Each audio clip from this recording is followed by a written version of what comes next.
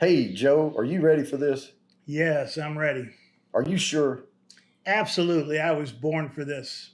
All right, well, let's get to it then. Welcome to the Saturday Sip Along.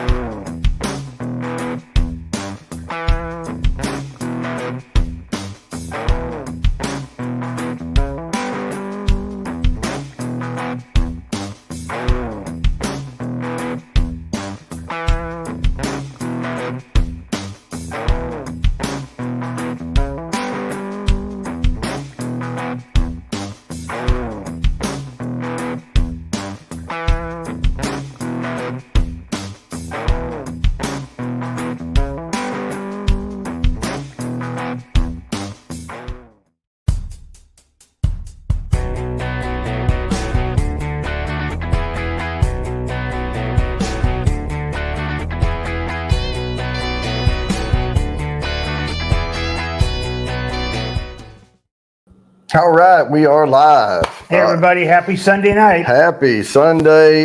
We've got Mike Carrier, Jerry J, Kitty 303 is in the chat. I see a couple of more on the eyeball, but they're being lurkers or whatever, I guess. Yeah. But we're going to get into it, and we've got something here tonight for the budget conscious person. We are going to be comparing, and I did not buy a 750 milliliter bottle. This is a half. This is a 375, right? So I got regular old Jim Beam here. This is the Kentucky Straight Bourbon Whiskey, 80 proof. We've discussed it in the past. They distill it at the highest possible. They barrel it at the highest possible, and then they cut it down with water until it's 80 proof. Then we have a Jim Beam single barrel right here. That's just a little step up from the other, but it is 95 proof. So it's not 80 proof, it's 95, so not as watered down. And then we have Old Tub, which is distilled and bottled by Jim Beam Distilling Company. This is bottled in bond. So there you know it's 100 proof, right? So it's 100 proof and 50% alcohol by volume. It's Kentucky Straight Bourbon Whiskey. Now, all three of these are Kentucky Straight Bourbon Whiskeys, which means they were distilled and bottled in Kentucky. And they were aged at least 2 years, if not 4 or more, unless they put an age statement on somewhere. You don't know. But they did put a barrel number on this single barrel here. But there's no, I'd have to look it up. I haven't really looked up Jim Beam, these lower ends. I've looked up the Legence and the other Beam Suntory products, and I like Baker's 7 is 7 years, that type of stuff. So if you look, we have Glencairn. That is regular old Jim Beam. Then we have a plain non-logo glass. That is the single barrel. And then we have the acid etched logo glass. That is the Old Tub. Random order. I just picked 3 different glasses so we would be able to keep them apart, So we'll do that. But you went to Virginia today. Yeah, I went to the Hillsville flea market. That is a major flea market. I mean, we used to go to one called the Rose Bowl that was like 20 acres or something. This puts it to shame. It's like 2 miles, both sides of the street. And then when you get to the end, actually, I found out it was the middle today, but it's got a gun show right in the middle. So, so you got everything going for you, except need a little bit more energy. Yeah. You have to bring the Red Bull so you can make the hot. Yeah. All right. So let's start with regular old Jim Beam. Yeah, I just want to do one thing. Okay, one thing. Hey, Kenny's brother, if you're out there, subscribe and get on chat because I hear you're a really big bourbon drinker. So, well, if this is the first time he's watching this show, this may not be a good tell for what we do, but you can see the stuff behind me. Yeah. We're doing base model here tonight, but no, there's nothing wrong with Jim Beam. You know, we used to get a pint bottle or whatever of Jim Beam, hip flask or whatever, you know, and we would take it to the deer camp, and that's what we would drink out there. There's nothing wrong with it. And a lot of people mix this and Coke, and then you can't taste it at all. But you can see how light in color it is. That's from all the water added to it. They cut it pretty heavy before they bottle it. But they're going for a very uniform flavor forever and ever, amen. You know, it's like Coke and Pepsi. They have quality control, you know, on that stuff. And when you buy a Coke, you expect it to taste like a Coke. Right. When people buy Jim Beam, they expect it to taste exactly like Jim Beam. Now, when you got something that works, you keep it. Yeah, but when you start getting into single barrels and cast strengths, and you just don't know what the wood's going to do to it. But if you dilute it enough, none of that matters anymore. You know, so and that's kind of the, you know, I call this the Coca-Cola of bourbon. You know, so won't hold up to a cigar, right? Okay. Well, whatever that is, I've probably got some wrenches in here. So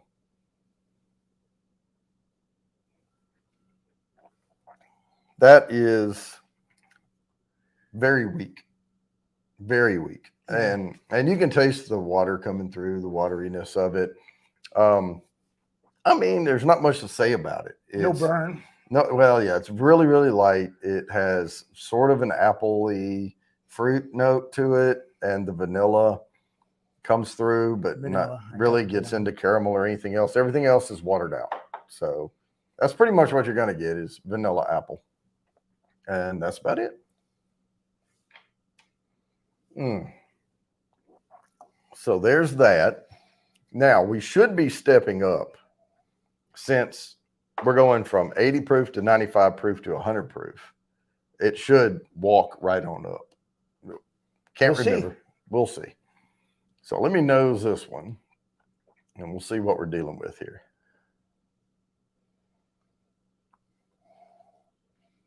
Spice? Much better nose. Much better nose on this. Vanilla's still there. All right. Yeah, it is. But there's a little more spice to this. Something else coming through. Also a little bit of a vanilla apple turpentine. Yeah. It's vanilla apple watered down. It's sort of like that. What's that water they call hint or something? It's supposed to have a hint of flavor to it. Yeah. This is hint bourbon right here. This is a regular Jim Beam. So let me give this a sip, please. All right. Far less watered down. You don't get that musty, watery flavor in it. The vanilla comes through a lot stronger on this. And the fruit, still apple. Maybe dipping toward pear just a little bit on the single barrel. You get a much stronger flavor out of the Jim Beam single barrel at 95, but it's the same notes. It's just now you can actually realize them. Yeah. Yeah, now you can pick up the notes really strong. Oh, yeah, much. And the finish, like the regular Jim Beam has zero finish at all. You swallow, you don't taste anything in the back.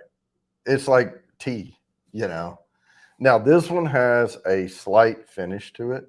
Doesn't last, you know. It doesn't linger. Right, it just goes right by. Yeah, it goes right on by. But you do get a little punch back there on the finish, real quick. And that's about it. Now, I haven't had the old tub in a little bit. I know I did recommend it for my dad when I tried it because it's $20 a bottle. It's got good legs. Yeah.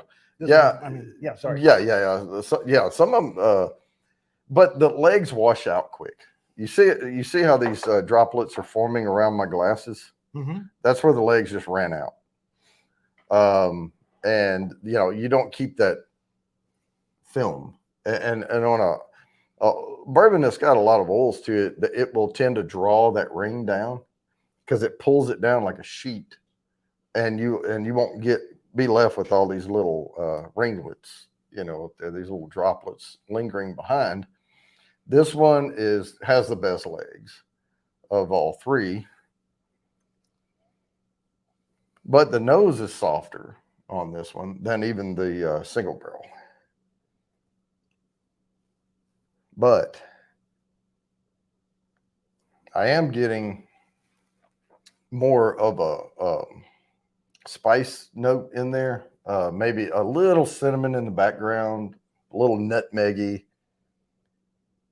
Boy, you have to dig it out there.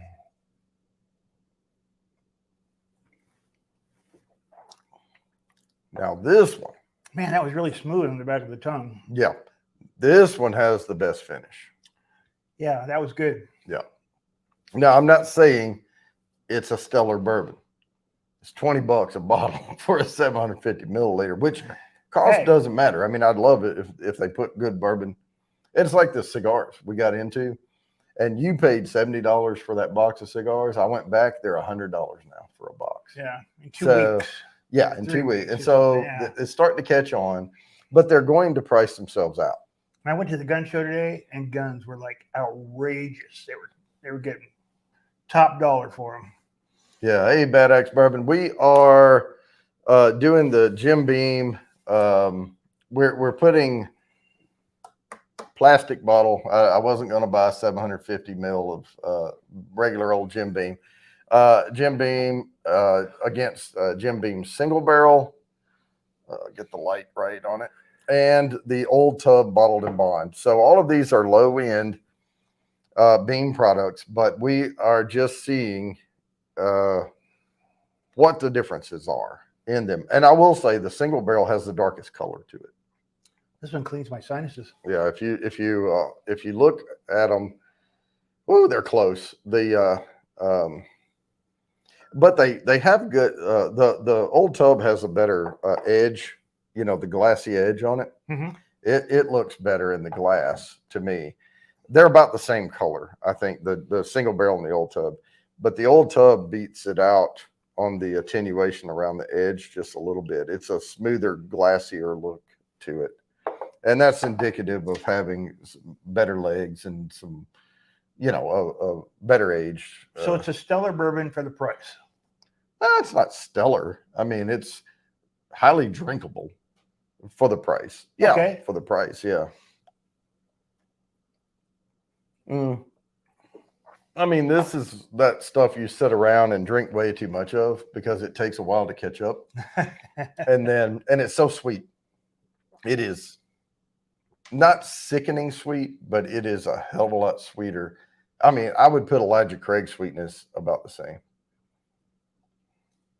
Oh, yeah, you did 3 beams on yours. Yeah, normally I would put like Legent and Baker 7 and Booker's or something like that if I wanted to do.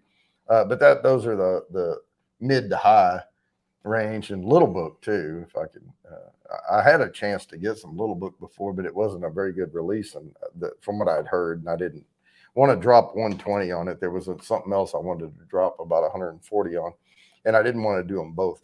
Well, I'm going to walk back through these again now that we've had the old tub, and I guarantee you go back to the regular Jim Beam. No, I wouldn't do that.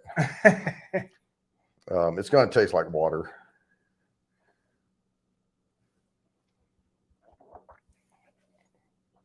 I mean, it has a little, it almost tastes like water with some vanilla in it.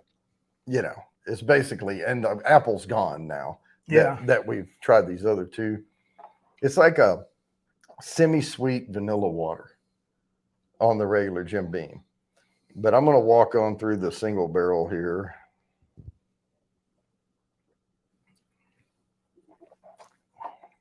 Now, the regular Jim Beam is almost a palate cleanser in between Old Tub and Jim Beam single barrel,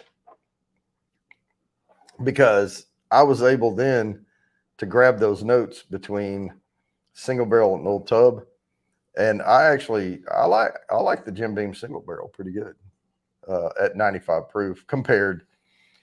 If I had to choose one of these three to take with me, I think I would take the single barrel. How much is a single barrel? It's not too much. I mean, I don't know. I think it's like $16 or something for regular Jim Beam. Not this little bottle, but $7.50. And I think this one was probably around. It was under 30, and then of course the Old Tub's around 20.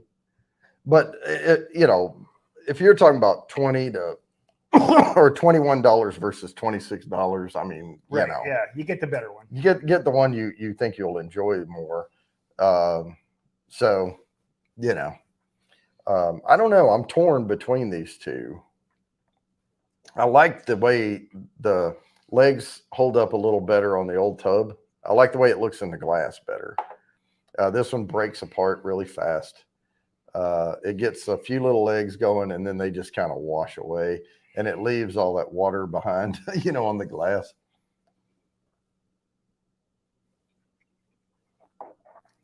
And this one runs down slower. Let me try that again.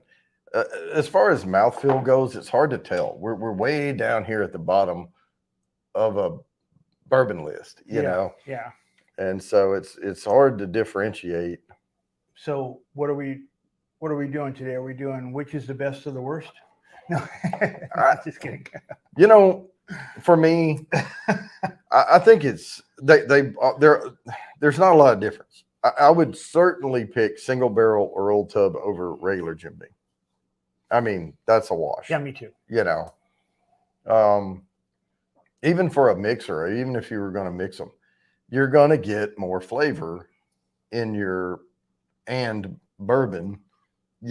Like if it's ginger ale and bourbon, I wouldn't do much more than a splash, but I don't, put anything in my bourbon typically unless and I don't in my bourbon, because when I make it old fashioned, I tend to make it out of rye. I use my favorite rye for that. And then, that's when I'm going to sit around and have several drinks, and I'm usually shooting the crap with somebody on the phone, one of my bros or something, Oh, yeah, no, none of these are anything special. And I believe I put in the thumbnail for this. Like we understand, or in the description, none of these are bourbons you're going to write home about. I mean, these are, but bourbon on a budget. If you were throwing a wedding, or hosting an event, and you wanted to afford more bourbon, you could certainly just go for the regular Jim Beam. But if you wanted something a little more special that's not going to break the bank, the single barrel, would give more flavor, at least.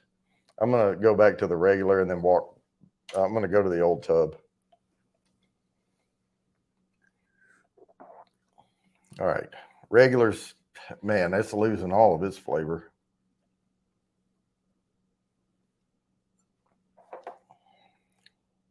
Yeah, there's that.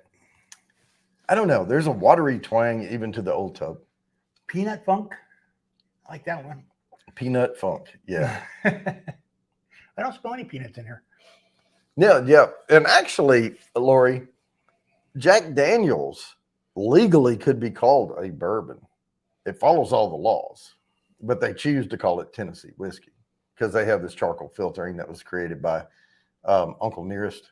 And they follow that path, and they decided to call it Tennessee whiskey, but it could legally be called a bourbon.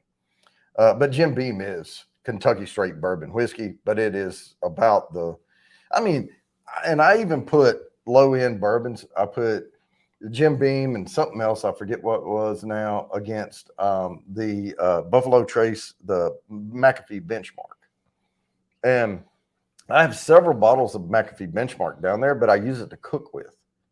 If I'm going to do like because I've deglazed like I cooked lamb with rosemary and all, and I deglazed it with the it's in a single barrel, comes inside a fancy box. Funk is not good. Yeah, funk is not good. No, these all have this. Well, anytime you put too much water in it, the only thing I can compare it to is like dryer lint, and it gives this like musty dryer lint flavor to it, when you put too much water in it. And the other one that I can tell you is bad, and it's way overpriced. Bad. Yeah, it's bad. Is Lead Slingers. Yeah. I mean, I want to like it because they're ex-military guys, doing their thing, but the bourbon is just so watered down. It is incredibly bad. And it's very, very pale. But when I compared the very low end bourbons together, and one of them was McAfee Benchmark won. Oh, yeah. Yeah, it's just a little stronger on the vanilla flavor, and it's just a little stronger on the fruit notes, and the mouthfeel on it, and it didn't have that musty note to it. The mouthfeel was decent on it for a watered down bourbon. But yeah, I liked it better. But it's basically Buffalo Trace's wheated, mash bill. See the last one? Bring us some bottles. Oh yeah. Get some Lincoln Pinch while you're there. Yeah, that's about the only place you can buy it. And there was another one. Oh, OCD5 is there too. The marshmallow fluff bourbon.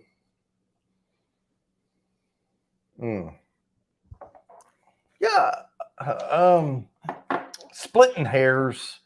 I think I like the Jim Beam single barrel better than the Old Tub. Don't really care that it's bottled in bond because it's basically Jim Beam that's 100 proof. But yeah, all of these have very similar notes, but again, it's hard to pick out the notes, especially on the regular Jim Beam. It's vanilla, and if this is all you were trying, you would maybe be able to pick up that fresh apple, almost like a green apple fruit note, like a Granny Smith or something. And then the single barrel had leaning into some pear in there, along with that more like a red apple or something. And then it had a stronger vanilla note. And the Old Tub maybe dips a little bit. The mouthfeel, I think, on the Old Tub is probably a little better than the single barrel. But again, splitting hairs here. I mean, it is hard to tell between them. I mean, one's 95 proof, the other's 100. So, yeah, nothing to. Smells good. So, Bad Axe, can I use that peanut funk? Peanut funk. I got to remember that. Yeah, what was the peanut funk one? Well, it says peanut funk is not good. Oh yeah, no. Well, and I don't get a nuttiness out of any of these, So, now I do have some bourbons where we do get that nutty note to it, like get the funky nut. No, didn't say that. Got the almond and some maybe walnut flavors come through, but that's a roller coaster bourbon. That's the ones that's giving you leather, tobacco, pipe tobacco, nutty notes, some cigars. Yeah, stuff like that. These are not going to take you for a ride. Now, if you drank enough of it, it would ride you to the floor.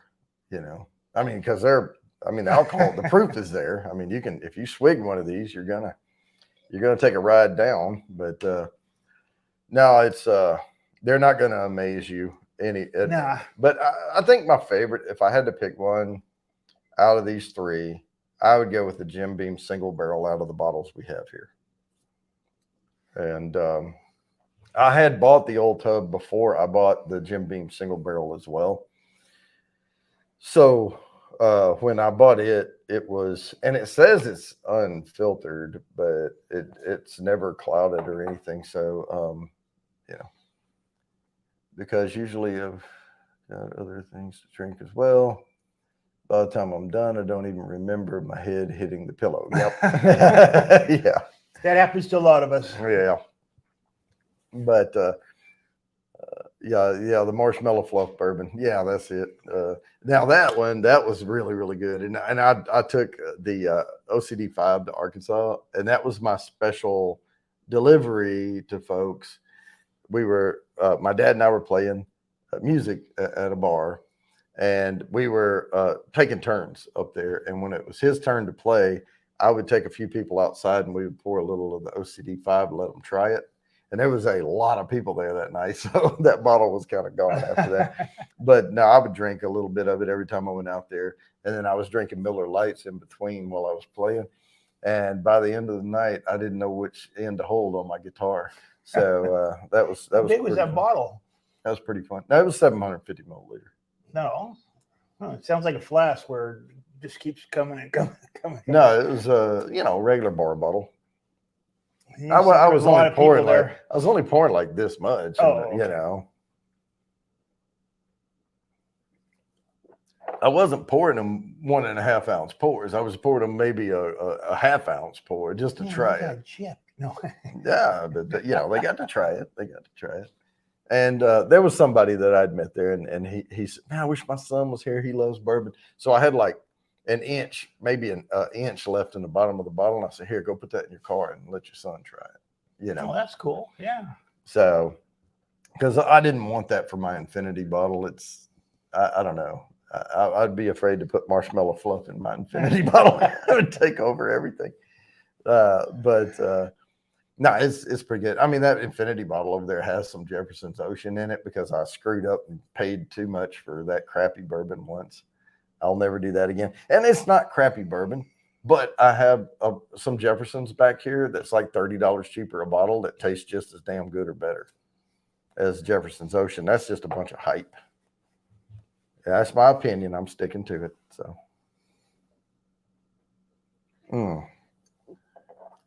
but no, I mean, I like collecting bourbons and I like finding good bourbons around. And that Penelope surprised me because I tried the base Penelope, and of course it's Lawrenceburg, Virginia, or Indiana. It's or Lawrenceburg, Indiana. It's MGP juice. But what they did with that toasted is really, really good. At least the one I got. We did that last week, right? Mm-hmm. Somewhere along in there. I forget what week. They all the weeks run together now. They kind of do, yeah. Yeah. So, and I can't believe we're drinking crappy bourbon tonight, but we are, and it's not crap. I mean, it's one of those things where I say, I've never met I can't say I've never met a bourbon I didn't like because we had Trader Joe's, but I don't think that's real bourbon. And anytime I taste a bourbon that has the primary notes in it are liquid smoke and Bacos. Well, somebody liked it, right? They gave it a 9 point something, right? Ooh, on the bourbon scale. Maybe they like liquid smoke and Bacos. Maybe they do, yeah. Because that's all I got out of it. It was a funky, like fake smoke, fake bacon. Liquid smoke, yeah. Maybe they were pouring on their cereal or something. I don't know. I mean, when I was nosing it, I started getting heartburn. It's like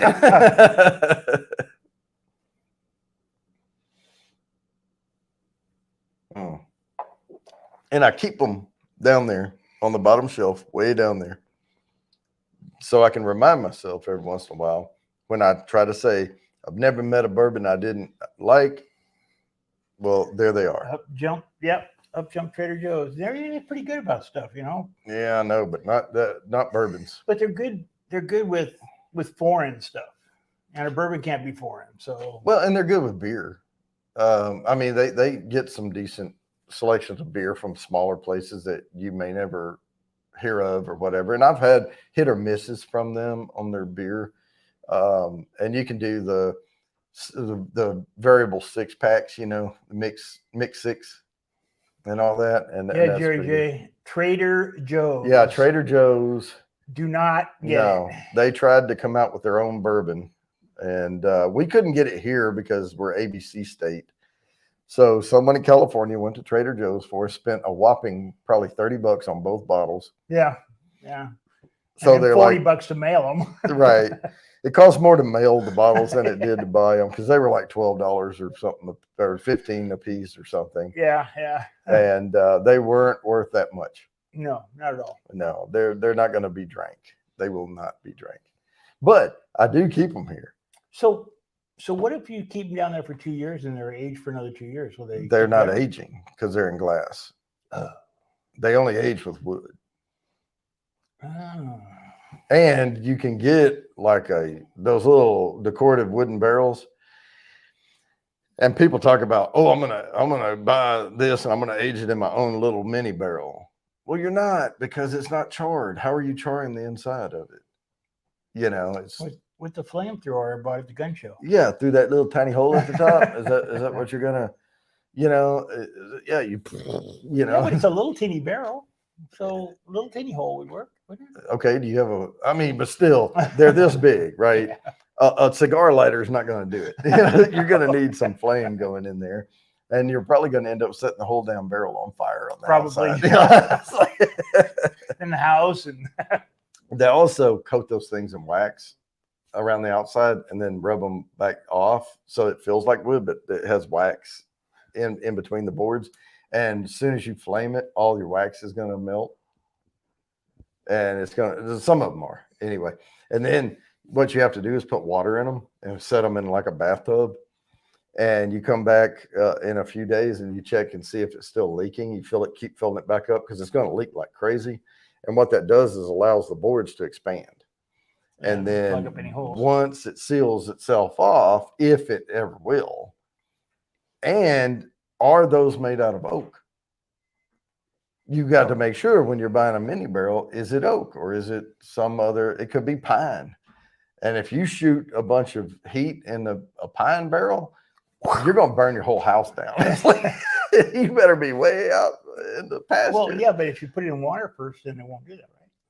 It'll soak up all the water first, and then it'll... Well, you're not going to get a char, though. It's going to have to dry the barrel on the inside. You have to char a dried barrel down on the inside, because when you're talking about a flamethrower blast to the inside of a barrel, and 15 seconds is a number 1 char, 30 is a number 2, 45 seconds is a number 3, and 1 minute is a number 4.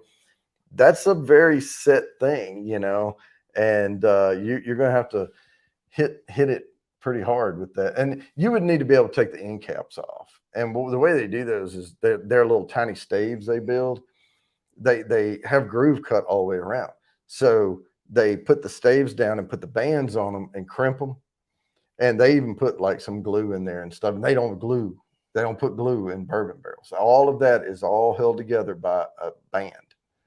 And the staves are trying to come open, and that but they cinch them down there really tight. And they still put water in their barrels and let them soak, and then come back and check them, because you don't want to put a bunch of freaking gallons of, White Dog in there and have it leak out all over the floor. That's true. Yeah. Yes, you don't. So that would be kind of a waste. But yeah, I mean, all of this stuff, it's very, very difficult to do at home. These barrel companies that make these barrels, they have all the equipment they need. It's down to a science. I mean, they've got everything worked out, and just trust that, and but yeah, aging at home is very, very difficult. Yeah, the guys who make the little teeny barrels should offer to do it for you. Just like put your name on it. We'll just give me a number 3 char. Yeah. Now, but if you did that, they would be way more expensive than what they are. Well, that's true. But and you could probably order a barrel from one of the barrel manufacturers. They may sell some. I haven't really looked into it. Like, can I get a number 3 char mini barrel? And how big is it? How many gallons does it hold? And then where am I going to source my White Dog from? Because technically, you could get Buffalo Trace, their White Dog, if they would sell it, for Wellers, right? If they would sell you the white, the clear, Is there any other color dog? No. Okay. And the only reason we call it White Dog is because moonshine is a neutral spirit distilled at a higher proof. So legally, you can only distill bourbon at 160. You can't go higher than that on the distillation. So it creates a clear white dog. That's what they call it. Hey, John, welcome. Funky Uncle John. Yeah, he's here. All right. Do we want to crack open a beer now? Because I bought a couple of beer. Now, do you want to do the milk stout? No, the other one. Yeah. Whatever the other one is. Whatever the other one is. I think it's a heretic.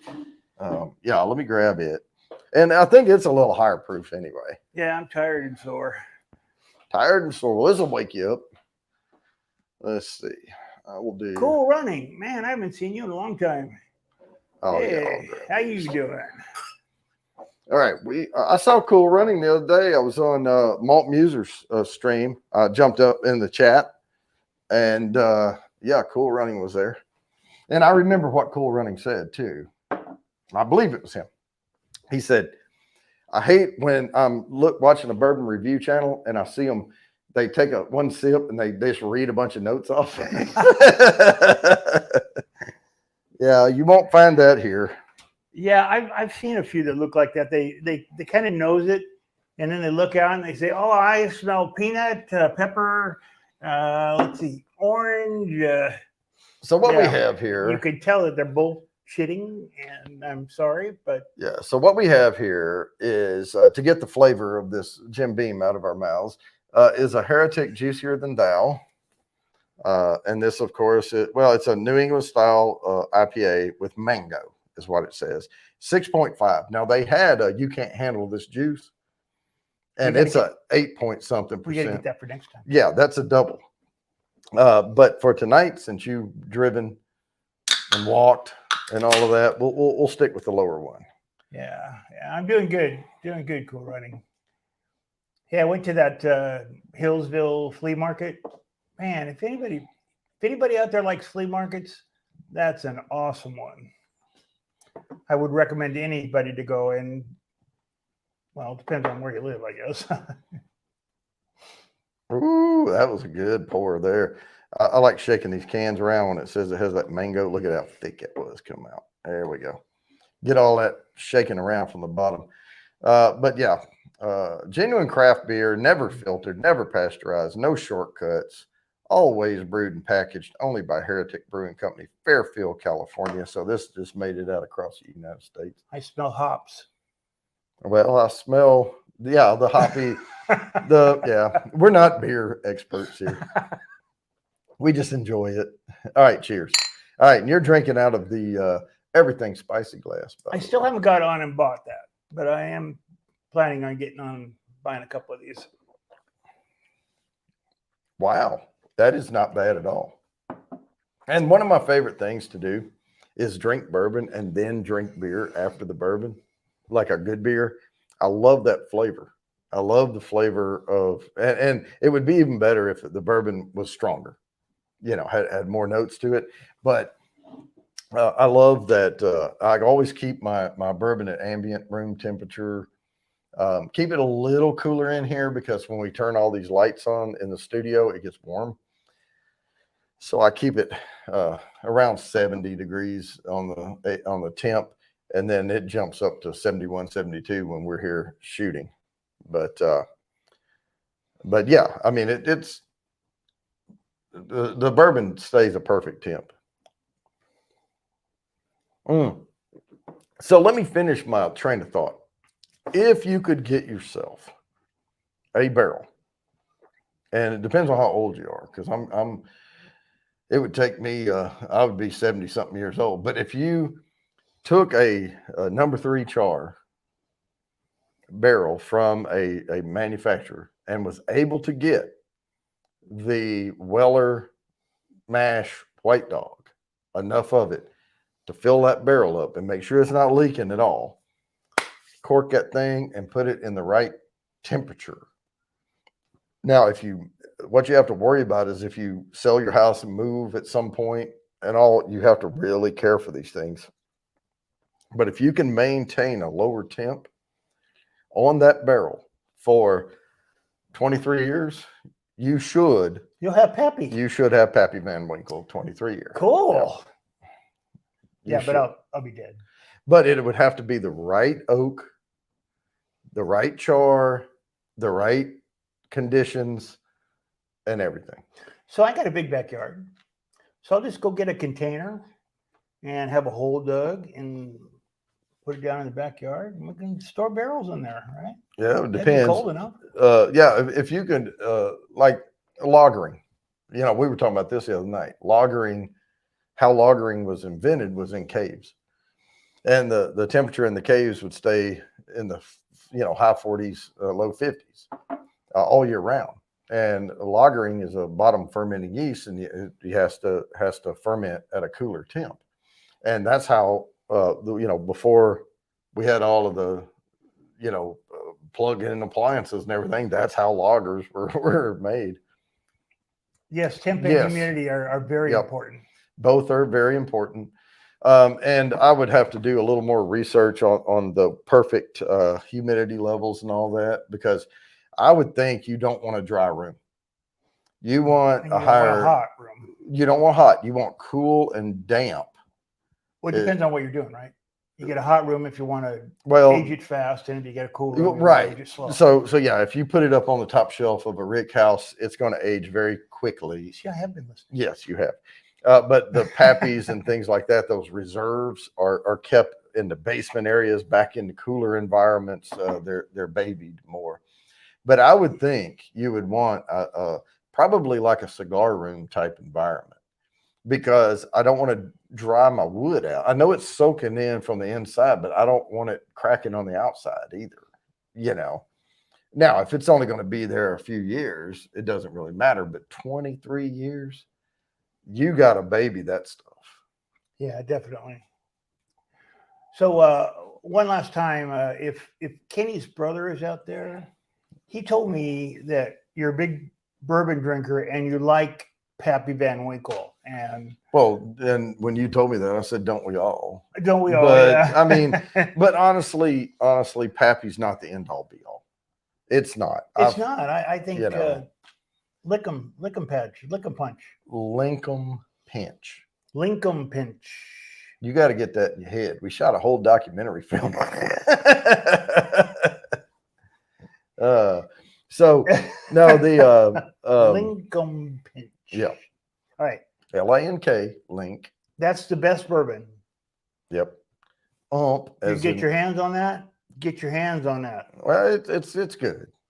It's good. I think it could be better if they would put out a 6-year. Yeah, anything could be better. All right. It would be better if they could put out a 23-year and then they call it. It beat out. Poppy. In our opinion, when we compared it to Smoke Wagon Uncut Unfiltered, it won the night against. We did it like 3, right? 3 bourbons, Smoke Water, and what was the other one? Smoke Wagon, dude. You call it Heaven's Gate, you call it Smoke Water, you call it. It's like I don't even remember what you call Lincoln Pitch. It's like, gosh, dude. It's like how much drunk are you? No, I got to do that stuff because I'm the comic relief, right? Is that what it is? I was like, man, got to slow down on the brain cells. But Come on, I'm tired tonight. So but Lincoln Pitch is really good. Now they have a 12% malted barley content, which is higher than some. It's not higher than all, and of course, single malt whiskeys are malted barley, and scotches are mostly barley. But no, I think it adds a really good nuttiness to it and a smoothness to it that it just pops the flavors in it a lot. And we saw how they clean their corn. That was freaking awesome. I mean, it came out perfect. Yeah, they do a multi cleaning process, and if you haven't seen 5 or 6 layers, and that it has to go through, and it gets all the stems out and seeds out. Yeah, if you haven't seen the documentary, it's out there on my channel. And, take a look. You just have to go to videos and just scroll down until you see a Dueling Grounds Distillery. It's 33 minutes, and so once you see there's Dueling Ground, because I put out some trailers for it, and they're like a minute long. So just find the 33-minute one, and that's the full documentary. It's 33 minutes of your time, but watch all the way to the end though, because there's a cut scene in there that's funny. Come on, it wasn't that funny. Oh, it was pretty funny, but the dude at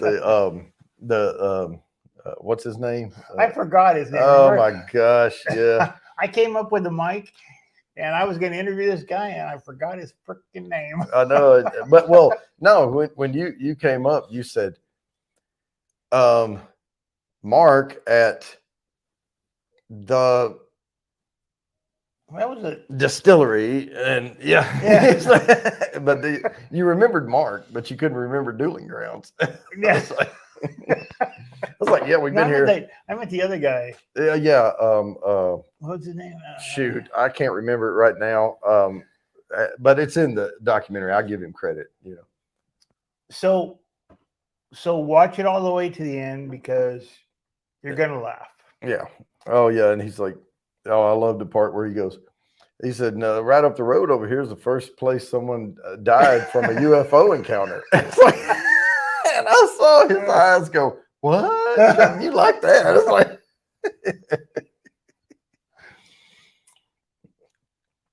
he said, but that's a whole other video. And I was like, yes, it's a whole other video. So everybody watch that video because once we get a lot of views on that sucker, we're gonna think about doing another one. Well, and I'm already in talks of doing another documentary film right now, but it's a lot to work out. And it was, for me, for you, it was a 3-day deal.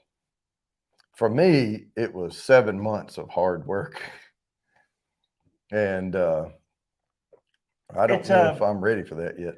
I bought a bottle, Jerry J, and it's $70. Which one? Lincoln. Oh, Lincoln Pinch. Yeah. It's available in Middle Tennessee, around Nashville, and they are in Franklin, Kentucky, which is 35 minutes north of Nashville. Easy access on the highway that runs up there. They're one exit over once you hit. It's in Tennessee where it has that dip that comes down. What was that place we ate a hamburger at? I don't know. Do you remember? I can't remember. Oh, you had a hamburger. Oh yeah. I didn't have a hamburger. Yeah, there's a place up there that serves 2-pound hamburgers. Well, no, they serve 1-pound hamburgers, and you insisted you wanted a double. And the guy said, "You understand? These are 1-pound patties." I said, "Yeah." Yeah. Yeah. I had a ribeye steak. I couldn't hear him. Yeah. So I just said yes to everything. Mm-hmm. Yeah, I had a ribeye steak. Anyway, good hamburger, and that bourbon is it is stellar. It is really, really good, and it's our new go-to cigar bourbon. And we look for a bourbon that's a lot of notes, good finish on it and flavor, and then put it with a cigar. Something you can taste after you smoke a cigar. It holds up really well to that, and it's a higher proof. It's now he has a slightly lower proof. Yeah, it has a 70 and an 80 proof. No. Well, 80. You can't have a 70. You can't bottle bourbon at lower than 80 proof. 80 and 100 proof. No, it's 100 and then barrel strength. Oh, okay. He has 100 proof and then the barrel strength. Did I get barrel strength? Yes. Is that the $70 That's the only one we bought. Yeah. It's cash strength. Yeah. So barrel strength was $70 one. I've still got some. It's really good. Oh. Yeah, I've got a whole bottle sitting right. Yeah, you won't open it. I'm not going to, because if he opens it, it will be gone. It gets gone. Yeah. Yeah. I mean, I could kill 3 ponies with all this bourbon back here I have. But, you could, yeah. 3 full-size horses. Yeah. And still have some left over. Yeah. Now I rotate through, but I mean, I have some up there. And sometimes what I do is I give away, and I'll give away my end bottle. Be about that much left in the bottom of a 750. And it looks like it's about 6 ounces or so. And I'll be like, hey, I'm going to give away the rest of this. And so sometimes I'll do that on Thursday show. How far is that Kentucky from us? It took us like 7 hours to get up there, right? Yeah, it takes us about 3 hours to get to about 3.5 hours to get to Knoxville. And then it's another 3 hours or so to get to Nashville. Yeah, so we're about 6 hours away too. 6.5, something like that. Yeah, so and I'm not going to say No, Lori, you cannot.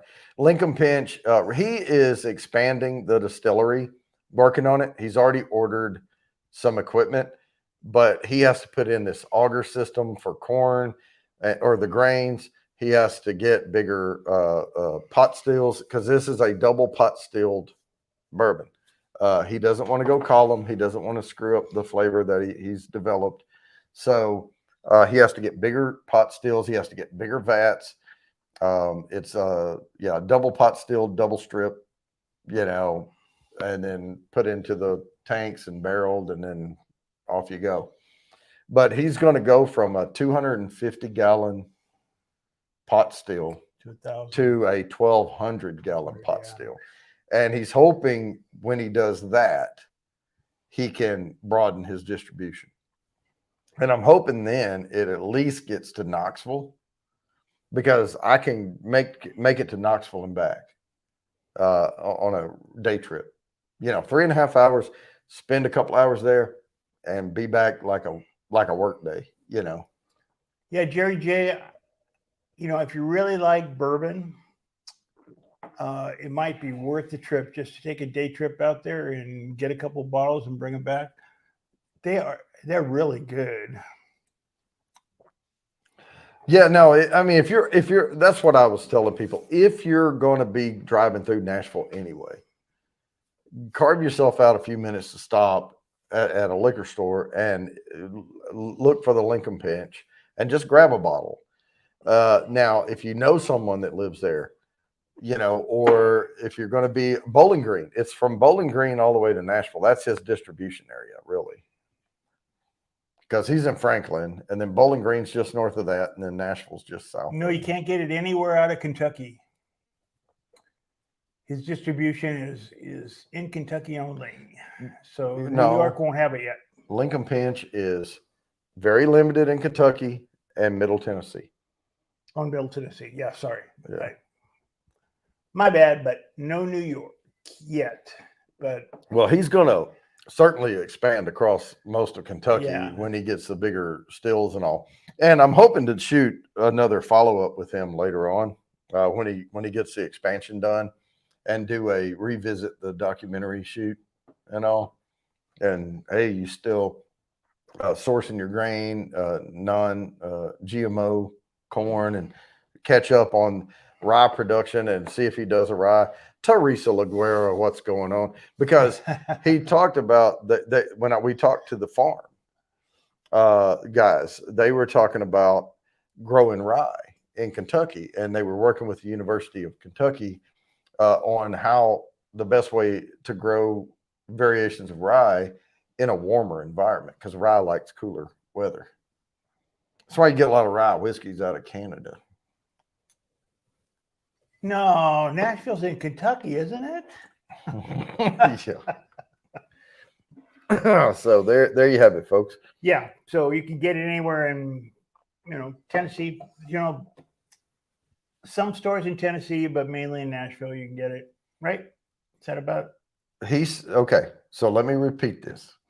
This is from Mark's mouth. Did I not listen? I'm sorry. Mark Nattori said, we have limited distribution in Kentucky and Middle Tennessee, which is pretty much Nashville. Because if you get outside of Nashville too far one way or another, you don't hit shit till you get to Memphis or Knoxville, right? Okay. So it's Nashville, any liquor store in Nashville, and north of Nashville, all the way up, which there's hardly anything there when you're driving up to Franklin. Franklin, Kentucky is about the first thing you hit. But they are the closest Kentucky distillery to Nashville, 35 minutes away. And they have friends in Bowling Green. They're just north of them, and they do a limited distribution there. Well, if you're in Kentucky, get some of this stuff. Mm-hmm. It's really good. Really good. And I always say, if you're driving through Nashville, look for a bottle, because if you're in Kentucky, You're not going to find it unless you're in this very specific part of Kentucky. And typically people are going to Louisville or they're going to. Yeah, they didn't have it in Louisville, right? No. Yeah. Oh, Cindy, did you hear him say Louisville? Louisville. Louisville. It's Louisville. Louisville. It's Louisville.